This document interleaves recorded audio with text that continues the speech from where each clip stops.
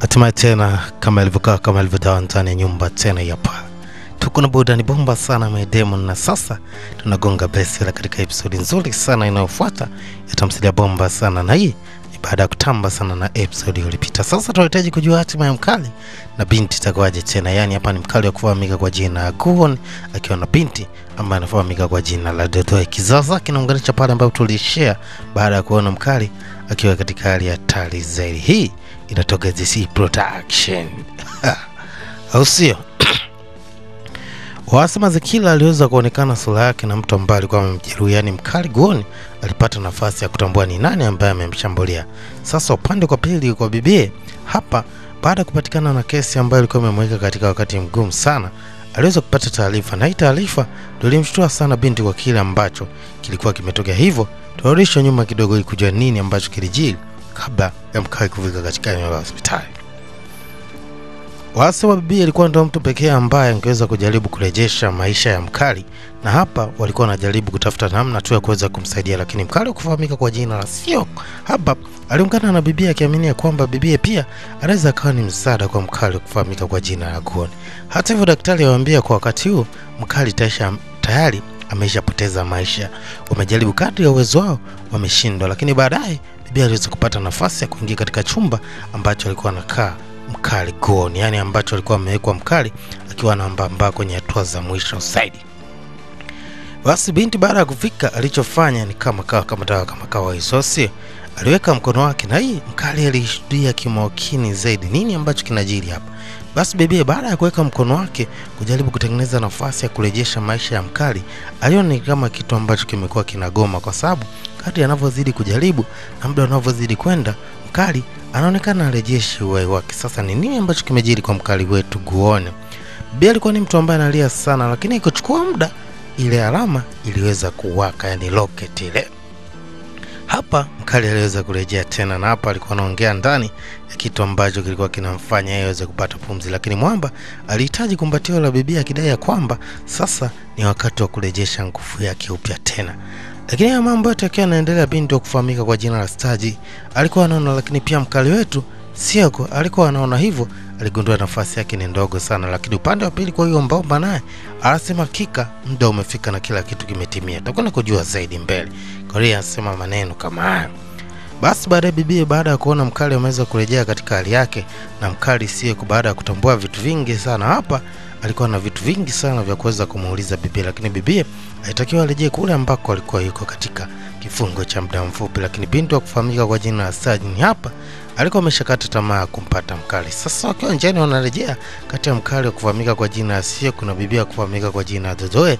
Sio akamwambia kwa hicho ambacho unahitaji kuniambia sihitaji, kwa sababu nimeshajua kila kitu. Kwa hiyo mngekuwa ni vema tu kama ongeza kutulia kwenye point yako ya mwanzo. Basi unaambia hata binti wa kufahamika kwa jina la Staji alipoingia na kumgusa mkali alitamka tena jina la Dodoe. Hii ikamkasilisha sana binti wa kufahamika kwa jina la Staji, na kuamini kwamba yeye ana nafasi yote katika kumbukumbu ya akili ya mwamba. Hakika mapenzi yanauma sana. Sasa nini ambacho bibi anaweza akafanya?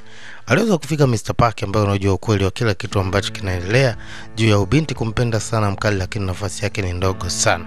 Basi baadaye bibi kwa kweli alitoka kwa njia za panya, aliweza kurejea tu, na hapa mwamba alipata ndoto moja ambayo ilikuwa ina maana kubwa sana, ya kwamba anajiona ni kama mtu ambaye yupo motoni. Hii tutakuja kuielewa mbele zaidi kwa nini ameweza kuota ndoto ya ajabu hivi. Hakutaji kumwambia mtu, lakini unaambia kitu cha kushangaza, wale wamba ambao walikuwa wanapambana nao saizi wamegeuka kuwa mabodyguard. Wanadai kwamba hapo wapo kwa ajili ya kumlinda bosi wao, na huyu mwamba anatoka anaambia sasa nini ambacho mnafanya? Yani kila mtu anasema bosi, tunasikiliza oda yako, tuna sisi hapa tuko kwa ajili ya kukuwekea ulinzi. Mkali Kwon anashangaa kizaza tena hiki.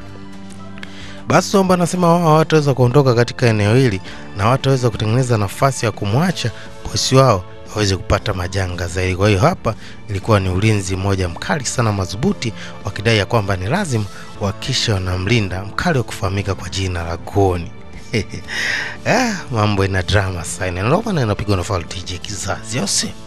Basi hatimaye baada ya binti kuingia alipewa ishara ya kwamba mke wa bosi ameingia, na binti anashangaa watu hao ni watu aina gani, lakini binti alikuwa hajaja kwa hilo jambo. Yeye anachokuja kuangalia hali ya mkali kwa sasa inaendeleaje. Basi Mwamba alikuwa katika hali ambayo anaendelea kupata matibabu taratibu, lakini anaambia cha ajabu, Mwamba alipomwona bibie anataka ajifanye yuko sawa zaidi, yani kwamba ameshapona, lakini binti anamwambia tu, Goni unatakiwa utulie, hakikisha unamalizia matibabu.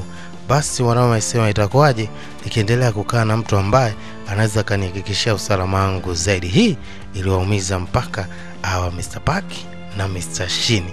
Kuna kitu alikifeel kwa sababu Mwamba anasema ile salama ni lazima awe karibu na binti, yani kuna kitu ambako kameumiza sana. Sasa upande wa pili katika kampuni waishapata taarifa za kwamba Mwamba ameshakata moto. Kwa hiyo kila mtu anahuzunika na analia, kwani walikuwa ni mtu ambaye amemzoea sana, wakimuita Mr. Bodyguard Gon. Lakini wakawa wametulia leo, madam wa kufahamika kwa jina la Shini anaingia katika ofisi, na wote ni watu ambao wanalia sana, wakiwa waamini wampoteza kitu ambacho kilikuwa ni muhimu sana, kwani Mwamba alikuwa ni mchesi sana.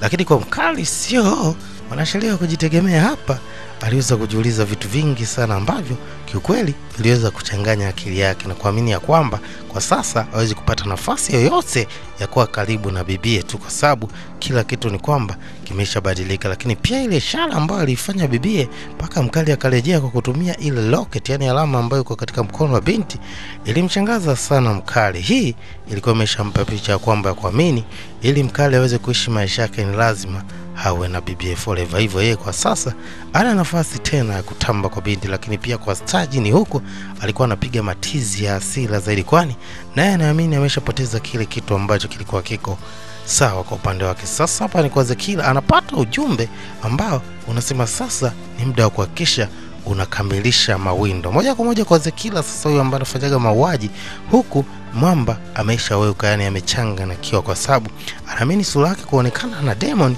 hiyo itakuwa ni hatari zaidi. Kwa hiyo amekuwa ni mtu ambaye kama amechanganyikiwa tu, kwa sababu sura yake ilionekana kipindi akiwa anafanya lile tukio, na hii ilimchanganya sana. Sasa ni nini ambacho atafanya Mr. Killer, kwa sababu siku zote amekuwa akificha identity yake. Sasa amekuwa ni mtu mwenye mashaka sana na wasiwasi mkubwa sana kutokana na kile ambacho anaamini Mwamba anaweza kurejea kwa ajili ya kumzuru zaidi.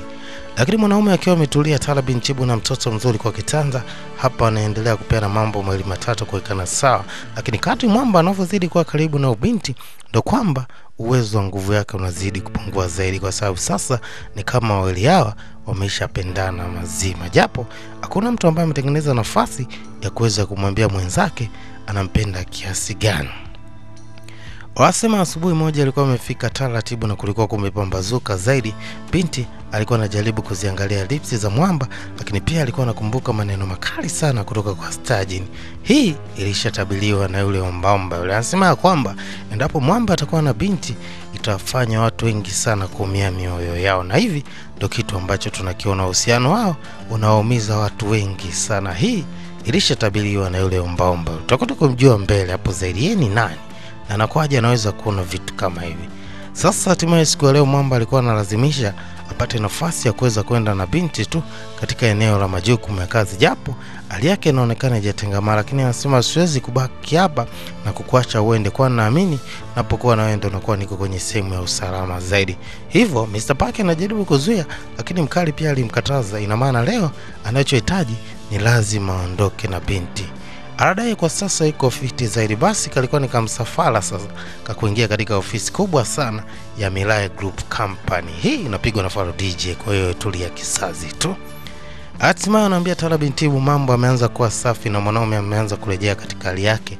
Hapa ni Taba wa Samra ametawala na amani inazidi kusonga. Sasa huko ofisini wanashangaa tena mwanaume amerejea ndani ya nyumba. Hii imekuwa ni bonge la surprise na furaha kubwa sana, kwani ni kwamba mkali alikuwa amemisi sana, lakini kutokana na mko ya kushangilia ilileta kizaazaa hapa. Mr. Paki akajikuta amebebwa na Madam Shini. Nikamsozo zaidi, yani hawa na wenyewe wana vituko vyao sana. Basi kila mtu alikuwa ameshangaa kile ambacho kimetokea, lakini kwa sasa mkali amerejea akiwa bam katika ofisi, na hapa ilikuwa mikakati mingi sana ambayo inajadiliwa katika swala zima la ofisi. Lakini Mwamba baadaye alipata nafasi ya kumbatiwa na bibi, na bibi alihitaji kuongea na Mwamba. Anasema kuna vitu muhimu sana ambavyo anatakiwa amwambie mkali, na kama ingekuwa ni vema Mr. Park awapishe. Basi pasipo kinyonge chochote Mr. Park aliwapisha. Binti anamwambia mkali kitu kimoja tu, Kadri unavyozidi kuwa karibu na mtu huyu, ndio unavyozidi kupoteza nguvu yako ya asili. Na mimi sidhani kama kulikuwa na nafasi ya kulazimisha kuwa na upendo na mtu huyu, ili mimi nipo ambaye najua nini unatakiwa ufanye na kwa wakati gani. Hiki ambacho nakitengeneza kitakuja kuwa hatari zaidi kwa maisha ya baadaye. Lakini mkali anamjibu bibi tu, anamwambia hizi sio biashara zako, lazima utafute nafasi ya kutengeneza maisha yako. Kwa hiyo mimi na huyu binti wa kufahamika kwa jina la Dodoe, hii biashara haiwezi kukuhusu. Lakini bibi alimsihi sana kwamba anatakiwa akae mbali sana na binti, kwani akiendelea kukaa karibu na binti ndio namna ambavyo inazidi kumtengenezea mkali maisha yake kuwa hatarini zaidi. Huu ulikuwa ni ushauri tu kutoka kwa Staji, akimwambia mwamba anatakiwa jitahidi akae sana mbali na binti. Basi unaambia siku inayofuata katika eneo la ofisi, sasa mkali alikuwa amepata nafasi tena ya kuja siku nyingine na binti katika eneo la ofisi, na hapa walikutana na bwana mdogo yule pale. Leo aliambia tu kitu kimoja, ya kwamba hakuna mtu ambaye atakuwa na usalama anayejaribu kuhakikisha anaweka ulinzi kwa binti wa kufahamika kwa jina la Dodoe. Hii ilimshtua sana bibi, kwani mwamba anasema ya kwamba hakutakuwa na usalama kwa mtu yeyote ambaye atajaribu kuweka ulinzi kwa binti ambaye anafahamika kwa jina la Dodoe. Hii ilimshtua sana binti, ya kuamini ya kwamba huenda kuna hatari nyingine kubwa sana ambayo inakuja. Na haya ilikuwa ni maneno yao jamaa, mimi napenda kumuita Crazy Dog. Anasema yeye hakuna mtu ambaye ataweza kuwa salama endapo atalazimisha ukaribu na binti wa kufahamika kwa jina la Dodoe. Sasa kwa nini anasema maneno haya ya kwamba hakuna mtu ambaye atakuwa salama akiendelea kukaa karibu na binti ambaye anafahamika kwa jina la Dodoe? Tukutane katika episode inayofuata ili kumaliza utata wa hiki ambacho anakizungumza Mr. Crazy Dog. Mimi napenda kumuita hivyo, sio? Bado tukutane katika sehemu safi inayofuata ili tuzidi kuendelea kuenjoy utamu wa burudani. Hii ilikuwa napiga live sana kutoka SDC Production, jumba la burudani kama dawa kama kawaida, sio? Ila asante sana kwa wale ambao mnachukua time yenu kulike, kucomment, kushare, kusubscribe na kufanya mambo endelee kwa bomba zaidi. Sisi hatutosita, tutakuwa ni Tala Bintibu, lakini nafikiri kwa saizi tuko episode ya 16, tuko mbali zaidi. Kwa hiyo tulikotoka na ambako tunaenda ni mbali zaidi. Kwa hiyo nafikiri tumesha kata mawimbi sana, cha msingi tuendelee kuenjoy tu burudani bomba sana ya My Diamond ili tuweze kufika hatima ya mwisho, kujua nini ambacho kitatokea katika safari nzuri sana na simulizi bomba sana ya My Diamond. Asante sana kwa time yako. Let's say ciao.